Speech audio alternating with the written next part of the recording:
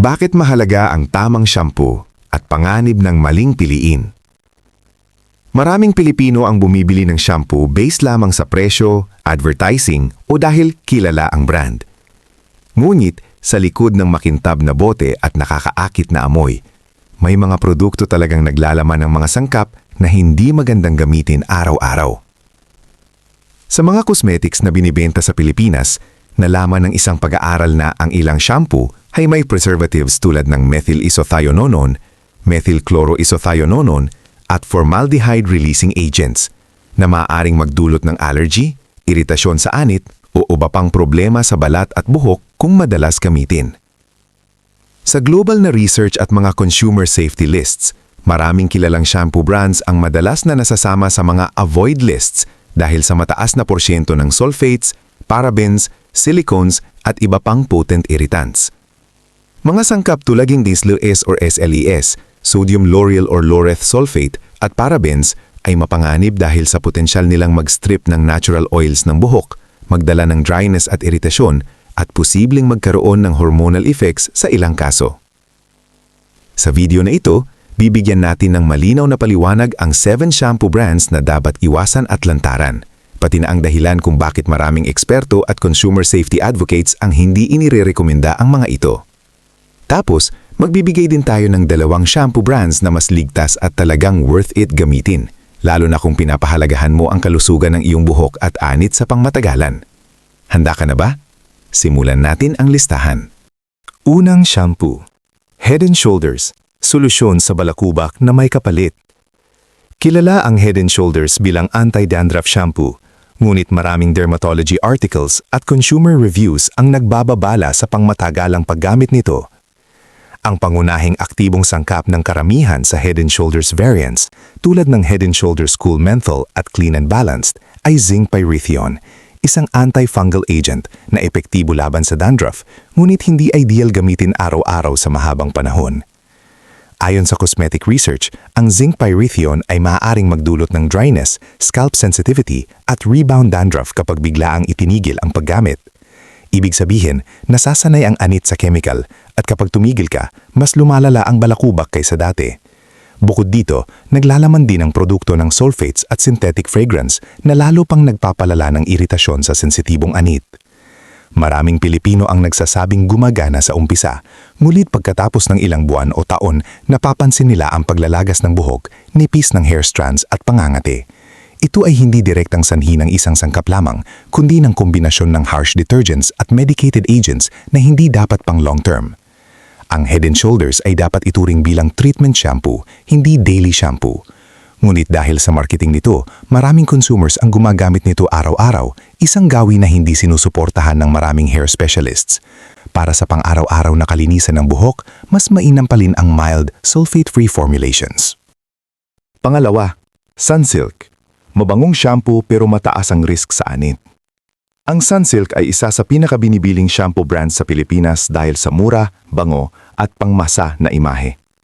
Ngunit ayon sa ingredient analysis ng maraming consumer safety at cosmetic research sites, maraming variants ng Sunsilk tulad ng Sunsilk Black, Sunsilk Green at Sunsilk Pink ang naglalaman ng sodium laureth sulfate, SLES, dimethicone at synthetic fragrance compounds.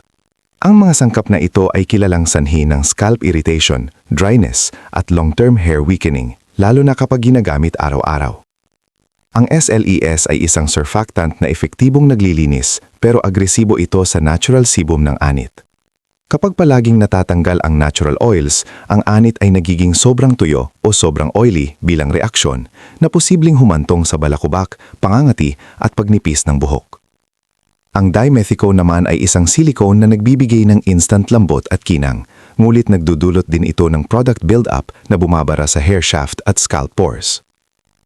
Ayon sa dermatology-based cosmetic reviews, ang patuloy na exposure sa synthetic fragrance na hindi detalyado ang eksaktong chemical sa label ay maaring magdulot ng contact dermatitis, lalo na sa mga taong may sensitibong balat.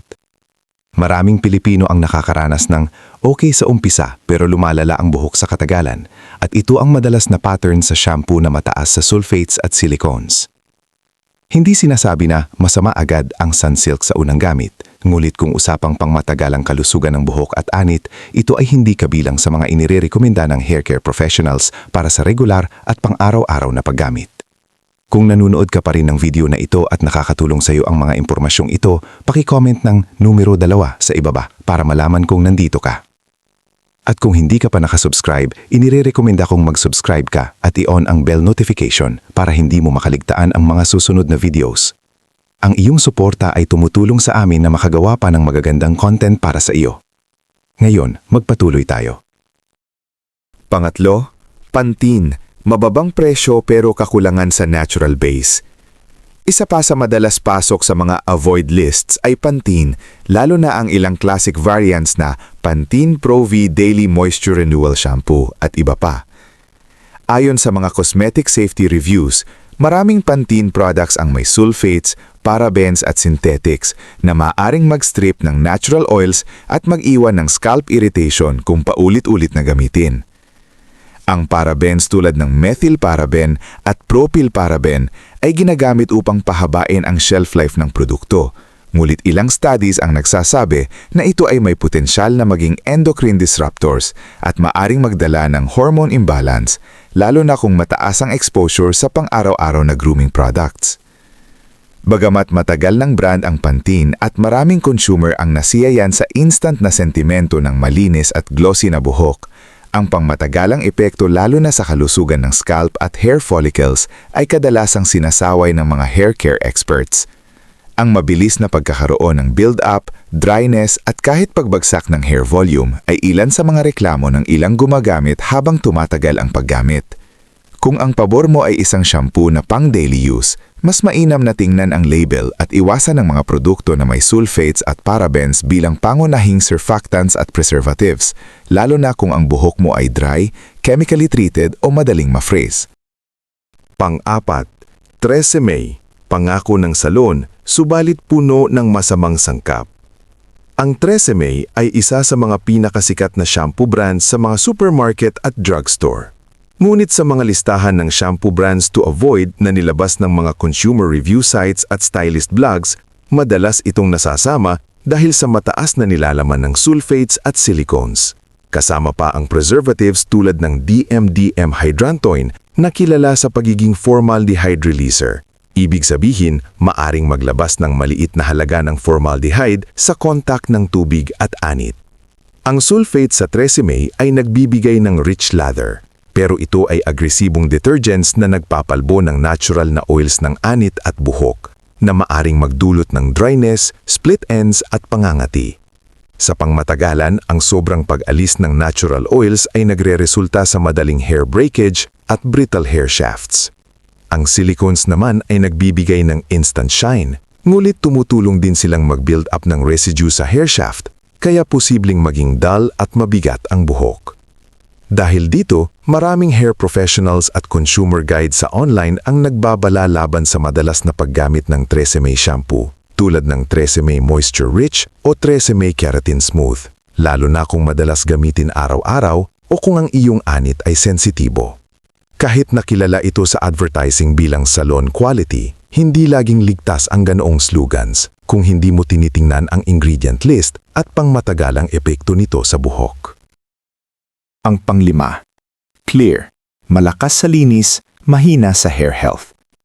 Ang Clear shampoo na madalas ikinukumpara sa Head & Shoulders ay isa ring dandruff-focused brand na sikat sa Pilipinas.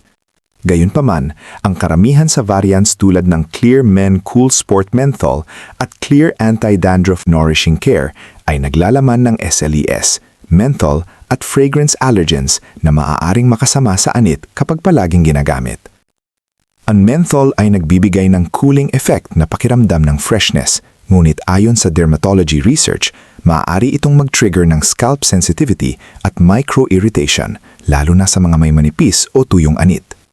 Ang paulit-ulit na iritasyon ay maaaring magresulta sa hair follicle stress na konektado sa mas mabilis na paglalagas ng buhok.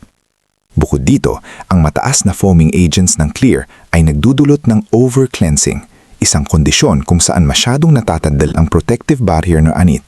Kapag nasira ang barrier na ito, mas madaling kapitan ng fungal overgrowth at inflammation. Ironically, ang mismong problemang sinusubukan nitong solusyonan. Maraming hair care experts ang nagsasabi na ang Clear ay pansamantalang solusyon, hindi pang matagalang sagot sa dandruff at scalp health. Kung patuloy itong ginagamit ng walang pahinga o alternation sa gentle shampoo, maaring mas lumala ang kondisyon ng buhok at anit sa kalaunan. Pang-anim, Palmolive Shampoo. Natural ang pangalan, pero hindi ang formula. Bagamat kilala ang Palmolive bilang isang brand na may natural at gentle na imahe, mahalagang tingnan ng mas malalim ang aktwal na laman ng bote. Ayon sa maraming ingredient breakdowns at dermatological reviews, karamihan sa shampoo variants ng Palmolive ay naglalaman pa rin ng sulfates tulad ng sodium lauryl sulfate o SLES, synthetic dyes at artificial fragrance allergens. Ang mga sangkap na ito ay karaniwang ginagamit para sa mas malakas na bula at amoy, ngunit may kapalit ito pagdating sa kalusugan ng anit at buhok. Ipinapakita ng mga pag-aaral sa dermatology na ang sulfates ay maaaring magtanggal ng natural oils ng anit na nagre-resulta sa scalp dryness, pangangati at mas madaling pagnipis ng buhok kapag ginamit araw-araw. Para sa mga taong may eczema, seborrheic dermatitis o sensitibo balat, mas mataas ang posibilidad ng allergic reactions tulad ng pamumula, pangangati at balakubak. Ang synthetic fragrances naman ay kabilang sa mga top contact allergens ayon sa clinical skin research. Nakakalito para sa maraming consumers ang salitang Palmolive dahil inuugnay ito sa olive oil at natural care. Ngunit ayon sa mga eksperto sa cosmetic formulation, ang presensya ng natural extracts ay hindi automatikong nangangahulugang gentle ang buong formula, lalo na kung mababa lamang ang konsentrasyon nito kumpara sa harsh cleansing agents. Kung ang shampoo ay ginagamit araw-araw, lalo na ng mga bata, senior citizens o may sensitibong anit, mas mainam ang mga sulfate-free at fragrance-free alternatives na sinusuportahan ng dermatological testing. Sa huli, hindi sapat ang pangalan o branding. Ang tunay na sukatan ng kaligtasan ay nasa listahan ng ingredients at ebidensyang pang-agam.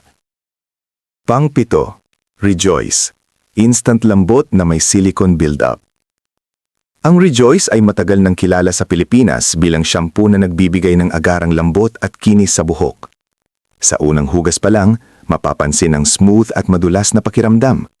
Ngunit ayon sa mga pag-aaral sa cosmetic formulation, ang epektong ito ay kadalasang dulot ng mataas na silicone content, partikular ang dimethicone at amodimethicone. Ang mga silicones na ito ay hindi natutunaw sa tubig at bumabalot lamang sa hair shaft, sa halip na tunay na magbigay ng nutrisyon sa loob ng hibla ng buhok. Batay sa dermatological at hair science research, ang patuloy na paggamit ng non-water-soluble silicones ay humahantong sa silicone build-up na nagbabara sa cuticle ng buhok. Dahil dito, hindi na makapasok ang moisture at nutrients kaya nagiging mapurol, bagsak at nawawala ang natural na volume ng buhok. Maraming gumagamit ang naglalarawan ng karanasan bilang malambot sa hawak pero parang walang buhay. Dagdag pa rito, naglalaman ang Rejoice ng sulfates at synthetic fragrances na, ayon sa clinical studies, ay maaaring magdulot ng iritasyon sa anit at pagkatuyo ng buhok kapag pangmatagalan ang gamit. Sa kombinasyon ng silicones at sulfates, napipilitang gumamit ng mas malalakas na panlinis ang buhok, na nagreresulta sa isang vicious cycle ng damage. Lalong delikado ito para sa mga babaeng may rebonded, colored o chemically treated hair, dahil mas mabilis itong nagiging brittle at prone sa breakage sa paglipas ng panahon. Ngayon, pag-uusapan naman natin ang 2 shampoo brands na talagang worth it based sa research sa produkto, ingredient safety, at local availability sa Pilipinas, pati rin sa mga rekomendasyon mula sa mga eksperto at komunidad. Unang shampoo, Human Nature Shampoo, Pinoy brand na ligtas at plant-based. Ang Human Nature ay isang Filipino brand na kilala sa paggamit ng natural at mas banayad na sangkap na mas ligtas para sa buhok at anit kumpara sa maraming commercial shampoo sa masa. Maraming variants ang Human Nature na mataas ang porsyento ng natural at plant-derived ingredients, walang sulfates at silicones, dalawang sangkap na kadalasang nakakasira sa buhok kung ginagamit araw-araw. Halimbawa, Human Nature Strengthening Plus Shampoo. Rosemary ay gawa sa 98.87% natural ingredients. May rosemary oil at aloe vera na nakakatulong sa pagpapatibay ng hair strands at pag-iwas sa breakage. Human Nature Salon Care Natural Shampoo ay sulfate-free at gentler sa color-treated hair, kaya mas naiingatan ang moisture at hair elasticity. Mayroon ding Human Nature Clarifying Shampoo na gentle sa anit at hindi parang nagsinigang sa buhok dahil banayad ang formula nito. Ang mga shampoo na ito ay paraben-free, cruelty-free, vegan at mas friendly sa mga may sensitibong anit o madaling mag-irita ang scalp, isang malaking advantage lalo na kung sobrang init at polusyon sa Pilipinas ang pinagdaanan ng buhok araw-arawan. Marami ring feedback mula sa local reviews at community forums na Human Nature Shampoo ay hindi gaanong nakakapag-dry out ng buhok at mas banayad kaysa sa mga commercial brand na puno ng harsh detergents at fragrance chemicals. Kung gusto mo ng shampoo na worth it pang daily use at pang matagalang kalusugan ng buhok mo, malaking plus ang Human Nature dahil sa mas ligtas, natural formulation. Pangalawa, Zenutrients Shampoo, sulfate-free at plant-infused cleansing. Ang Zenutrients ay isa pang Filipino brand na maraming positive feedback sa local beauty communities dahil sa gentleness at effectiveness ng kanilang sulfate-free formulas. Halimbawa ng kanilang produkto, Zenutrients Curls Avocado and Tea Tree Sulfate-Free Shampoo. Nilika para sa curl hair pero magandang option din para sa lahat ng hair types na ayaw ng agresibong surfactants. May tea tree oil at avocado oil na bantog sa natural nourishment at scalp calming effects kaysa generic shampoo detergents. Zenutrients Cocoa Honey Nourishing Shampoo. Mas nagbibigay moisture at gentle cleansing sa dry o sensitibong anit na hindi umaalis ng residue o masyadong nagfo-foam. Ang mga Zenutrients shampoo ay walang sulfates, parabens at karaniwang harsh chemicals kaya mas madali silang irekomenda ng scalp health experts para sa araw-araw na paggamit o pang-weekly regimen. Bukod pa rito, maraming Pilipino mismo ang nagre-rekomenda ng Zenutrients sa mga beauty forums at discussions bilang isang Filipino sulfate-free staple na mas gentle sa buhok kaysa mass market brands na puno ng SLS at SLES at synthetic fragrances.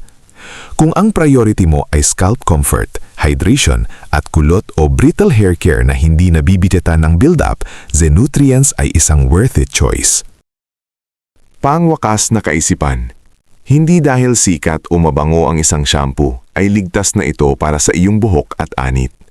Maraming pag-aaral ang nagpapakita na ang madalas na paggamit ng produktong may sulfates, parabens at formaldehyde-releasing preservatives ay maaaring magdulot ng pagkatuyo ng anit, pagnipis ng buhok at pangmatagalang iritasyon lalo na sa mga may sensitibong balat. Ayon sa dermatological research, ang anit ay extension ng ating balat. Anumang kemikal na paulit-ulit na inilalagay dito ay maaaring makaapekto sa overall scalp health at hair growth cycle. Bilang mga Pilipino, mahalagang maging mas mapanuri. Huwag lang magpadala sa endorsements o magagandang patalastas.